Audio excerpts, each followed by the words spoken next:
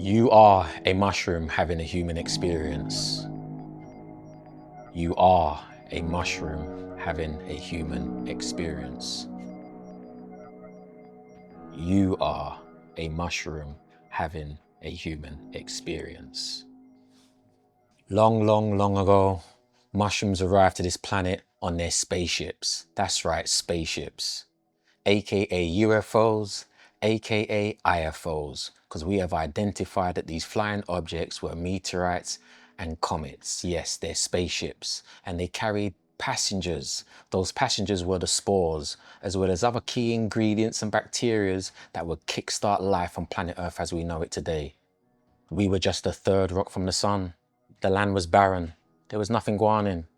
And the spores, as they arrived and started to move and groove, were looking for food. There was nothing to eat. There wasn't KFC, there wasn't Nando's or McDonald's. And even for my vegan plant-based community, there wasn't even any plants. It was just rock. But as the mushrooms do what they do, they had to eat. And there was only one ingredient they could eat, and that was the rock. And you know what? When mushrooms eat rock, they shit out soil. That's correct. Mushrooms are the soil creators. And they created the first layers of soil so that 500 plus million years later, the first primitive plants could grow and evolve. Then a few million years later, do you know what? We came out of the soil. And I'm here to share with you that we are just an extension of this extraterrestrial project. You are a mushroom having a human experience. Yeah, that's the first one. Did you know that we are more closely related to mushrooms than you could ever think? We share more DNA with mushrooms than even plants. That's right. We have an ancient ancestral relationship with mushrooms that goes back to over 650 million years. So did you know that the largest living and breathing organism on planet Earth is a fungus? That's right. It stretches over 2 miles across. They've explored and there's mushrooms on one side and on the other side of the same mycelial mat. And yes, whatever you thought was living and breathing above, just know that it's happening below, right underneath your feet. Did you know that mushrooms breathe like humans do? Or better yet, humans breathe like mushrooms do. That's right, mushrooms breathe in oxygen and breathe out carbon dioxide. And you know what? They've been doing it long before we were doing it. We're just out here role-playing mushrooms for all we know. Do you guys fart? That's right, you produce your own wind. So do mushrooms, that's right. Mushrooms can produce their own wind, their own air, and that's how they're able to distribute their spores. Ashes to ashes, dust to dust, we come from the soil, we go back to the soil. As I expressed, mushrooms are the soil creators, and during that process, they are the creators, the sustainers, and the destroyers, aka recyclers. Do you eat food? Of course you do. Therefore, mushrooms eat food, and they have a digestive system, but their stomachs are not on the inside, it's on the outside. And obviously if you eat food, you digest it, you process it, and what comes out the other end is the same thing too. But the same thing that they produce and what you produce, so-called waste, is the currency of planet Earth. That's right, shit makes the world go round, and mushrooms love a piece of shit. Shit is divine, shit is a deity, shit is a god.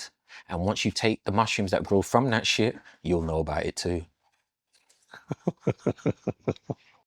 And that ties into the stoned ape theory, that at one point of time, our species didn't ingest in this stuff. But once we did, life has never been the same.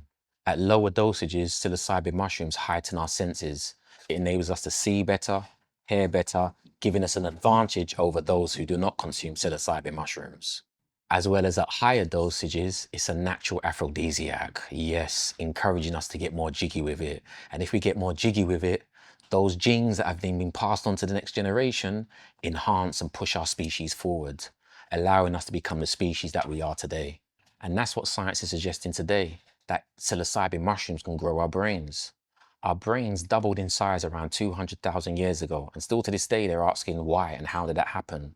Some myths and legends suggest it was because of aliens, the Anunnaki, and some people like myself say, yeah, it was aliens, but it was that alien technology known as fungi, the mushrooms. Yes, us ingesting mushrooms help to grow our brains. And that's what science is saying today, not just psilocybin mushrooms, but lion's mane mushrooms and other complementary mushrooms are helping to support building new neurological pathways, neurogenesis, and neuroplasticity.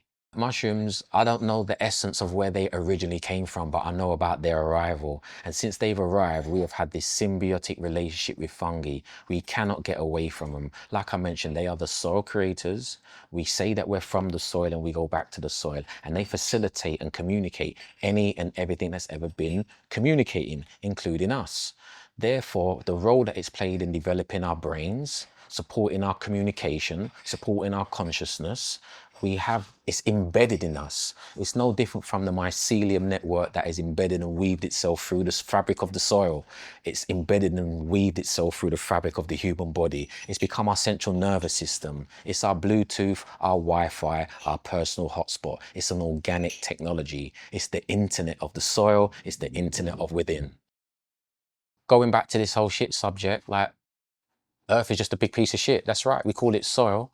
But once you understand that all the microorganisms are breaking down the waste material that mushrooms produce, they can take a dead log, break it down and turn it into good stuff. They turn it into food and drink for all these different microorganisms. They then process the mushroom waste. They eat it, pass it through and pass it out. Then even smaller things come behind them, eat their waste, pass it through and pass it out. And that's how we get new soil. But if you're doing the maths that I was doing, that's just shit. Earth is just a big piece of shit, and you come from that shit and you go back to that shit. And just know that going back to that alien invasion of the spores that inoculated Earth and have used it as a substrate, it's just a piece of shit that's been inoculated. And us as cultivators, we inoculate our grain spawn, we inoculate our substrates in the same way on a micro level that it's been done on a macro galactical level. We're out here, mushrooms having a human experience.